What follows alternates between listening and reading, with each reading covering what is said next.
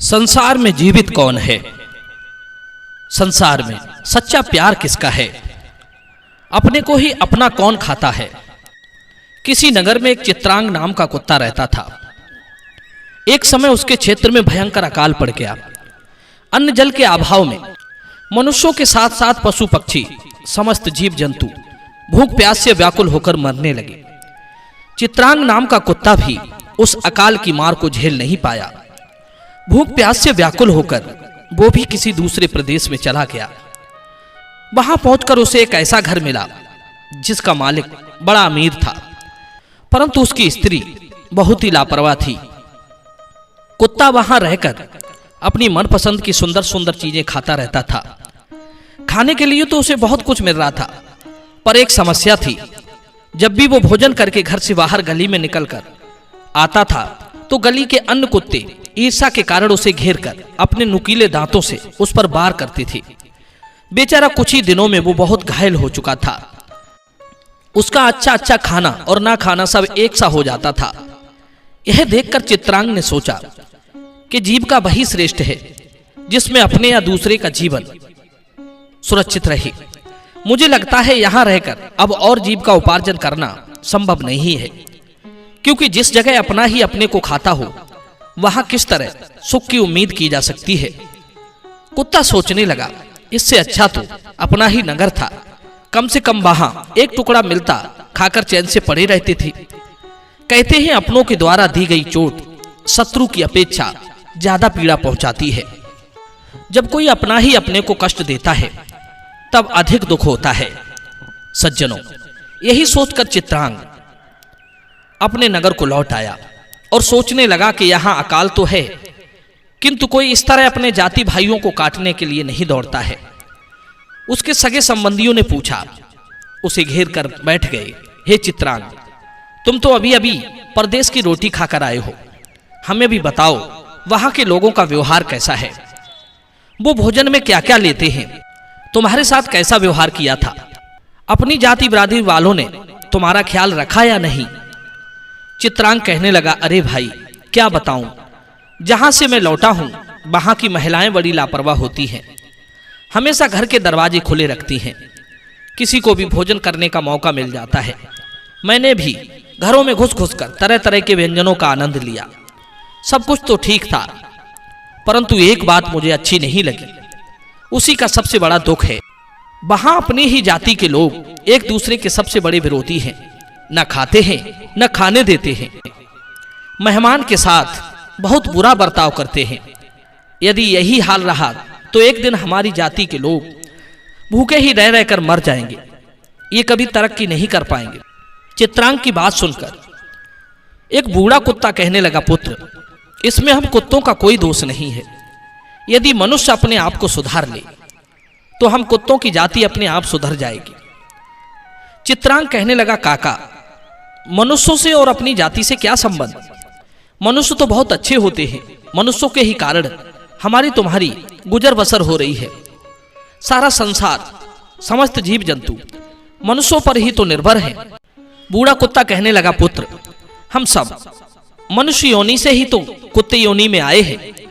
जो लोग मनुष्य होकर मनुष्यों का कोई भी कर्म नहीं करते, धर्म अनुसार नियम कर्म का पालन नहीं करते, ईश्वर ऐसे लोगों को दंड के रूप में पशुओं और कीट पतंगों की योनियों में भेज देते हैं।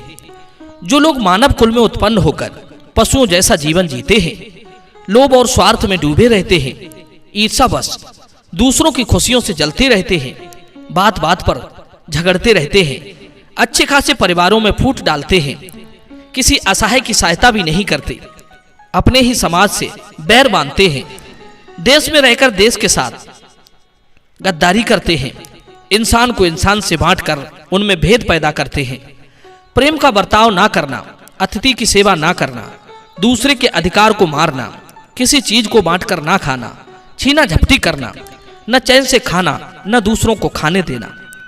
ऐसे लक्षणों वाले लोग अपने पाप कर्म के अनुसार कुत्ते बिल्ली की योनियों में ही जन्म पाते हैं और पूर्व कर्म के अनुसार ही विधाता उनकी प्रवृत्ति ईर्ष्यालु बना देता है।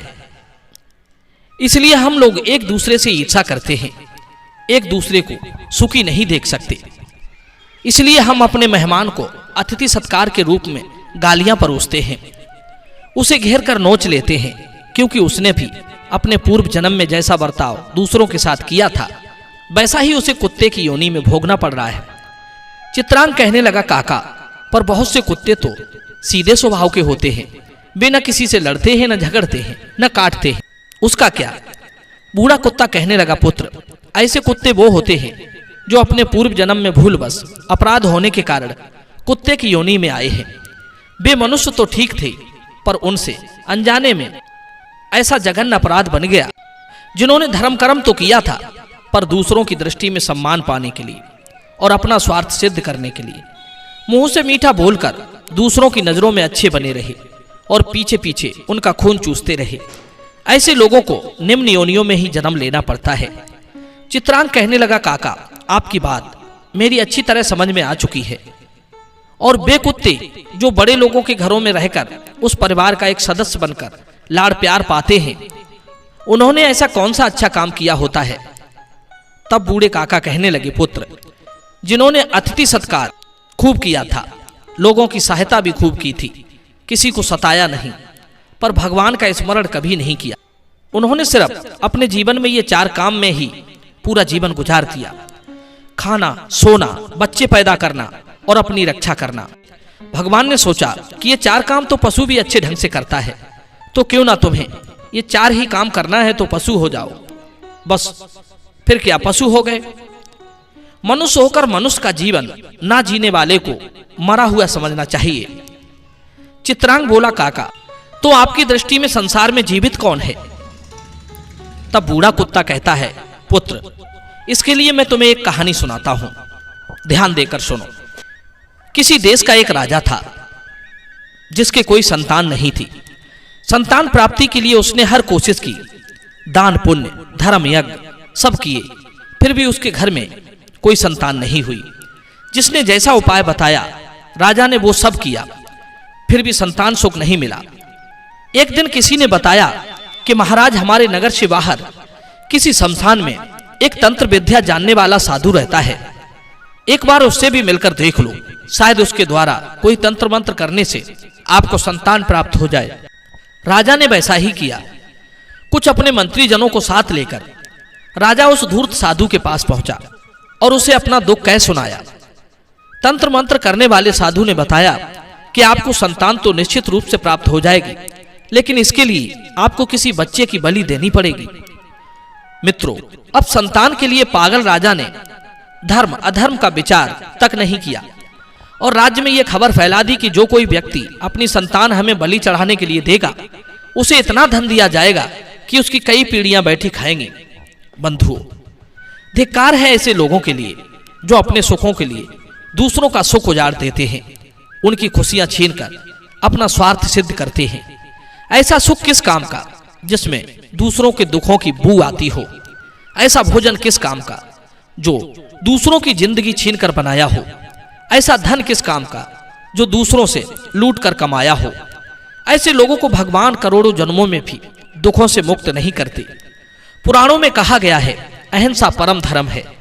जो हिंसा में प्रवृत्त होता है उसका सारा धर्म व्यर्थ हो जाता है। विद्वानों ने जीव हिंसा 6 प्रकार की बताई है। पहला हिंसक वो होता है जो हिंसा का अनुमोदन करता है। दूसरा हिंसक वो होता है जो जीव को मारता है। तीसरा हिंसक वो है जो जीव को फंसाता है। चौथा हिंसक वो है जो मारे हुए जीव का मांस खाता है। और 5वां हिंसक वो है जो मांस को पकाकर तैयार करता है। और छठा हिंसक वो है जो उसका बंटवारा करता है।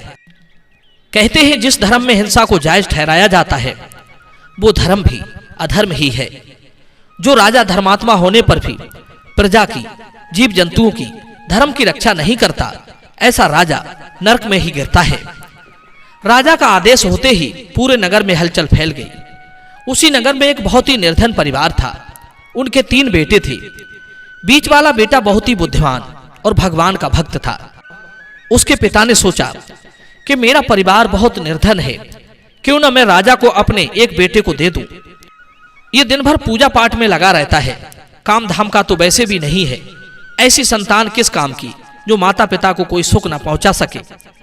इसके बदले में मुझे राजा से बहुत धन मिल जाएगा, मेरा सब दुख दूर हो जाएगा। यही सोचकर उसने अपने बीच वाले बेटे को राजा के लिए बलि चढ़ाने को दे दिया। राजा ने उसे बदले में बहुत सारा धन दिया। अब राजा ने उस बच्चे को नहलाया धुलाया, नए वस्त्र पहनाए, हर प्रकार के मिष्ठान उसके आगे रख दिए। बच्चे ने जी भर के मिष्ठान खाया। सब लोग देखकर चकित रह गए कि इस बच्चे को पता है कि उसकी बलि दी जाएगी, तो भी उसे कोई डर नहीं है। अजीब बालक है। कहते हैं बंधु, जिसे भगवान पर सच्चा विश्वास होता है वो दुख और सुख, जीवन मरण सब ईश्वर पर छोड़ देता है। ऐसे व्यक्ति की भगवान सदैव रक्षा करते हैं।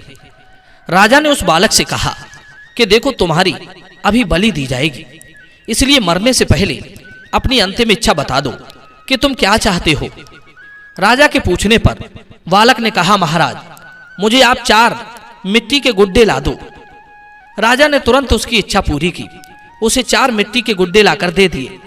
सब लोग सोच रहे थे कि ये बालक जरूर इन गुड्डों से खेलने वाला है, पर मिट्टी के ही गुड्डों से क्यों। अब सब लोग उस बालक की तरफ देख रहे थे। बालक ने चारों गुड्डों को सामने रख लिया। अब उसने पहला गुड्डा उठाया, उसे पुचकारा और देखता रहा और देखते ही देखते उसने उसे पास में एक पानी के गड्ढे में फेंक दिया। फिर दूसरा गुड्डा उठाया, उसे भी उसी तरह पानी में फेंक दिया। तीसरे को भी उसने पानी में फेंक दिया। चौथे गुड्डे को उसने हाथ जोड़कर प्रणाम किया। उसे पानी में नहीं फेंका, बल्कि उसे अपने ही सामने रख लिया। उसके बाद उसने राजा से बलि देने के लिए कहा। बालक के ऐसे कर्तव्य को देखकर राजा ने उससे पूछा, हे बालक, अभी आपने 3 गुड्डों को एक एक करके पानी में फेंक दिया, चौथे गुड्डे को तुमने प्रणाम किया, इसका क्या अर्थ है। राजा के इस प्रकार पूछने पर बालक ने उत्तर दिया, हे राजन, मैंने पहले गुड्डे को पानी में इसलिए फेंका क्योंकि वो मेरे माता पिता का प्रतीक था। जब मैं दुनिया में आया तो सबसे पहले मुझे माता पिता ही मिले। उनका ही कर्तव्य था कि मेरे जीवन की रक्षा करती, परंतु उन्होंने लोभवश मुझे मरने के लिए बेच दिया, इसलिए मेरा उनसे कोई संबंध नहीं रहा। मैंने उन्हें पानी में फेंककर उनका त्याग कर दिया है। दूसरा गुड्डा था मेरे रिश्तेदारों का, जिन्होंने मेरे माता पिता को समझाया भी नहीं कि वे ऐसा ना करें, इसलिए मैंने उनका भी त्याग कर दिया। तीसरा गुड्डा था यहाँ के राजा का प्रतीक, जिसका कर्तव्य था प्रजा की रक्षा करना, पर उसने मेरी रक्षा की छोड़ो स्वयं ही मुझे मारने के लिए ले आया, इसलिए मैंने उसका भी त्याग कर दिया। राजा बोला, बालक, तुमने चौथे गुड्डे को क्यों नहीं फेंका, इसका क्या अर्थ है। बालक ने उत्तर दिया, महाराज, ये चौथा गुड्डा भगवान का प्रतीक है। अभी तक मुझे भगवान ने नहीं त्यागा है, अब आगे क्या होगा ये मेरा भगवान ही तय करेगा, मुझे उन पर विश्वास है। बंधु, बालक की बात सुनकर राजा सन्न रह गया। उसे उसकी अंतरात्मा धिक्कारने लगी कि ये तू क्या करने जा रहा है, अपनी खुशी के लिए दूसरे का जीवन मेट रहा है। क्या पता बलि देने के बाद भी संतान नहीं हुई तो मैं ईश्वर को क्या जवाब दूंगा। अब तो राजा विचारों में खो गया। उसने निर्णय लिया कि जिस बालक की वो बलि देने वाला था वही बालक उसका उत्तराधिकारी होगा। ऐसा बालक जो बुद्धिमान भी है और भक्त भी है। ऐसी ही सोच वाला व्यक्ति प्रजा के हित की बात सोच सकता है।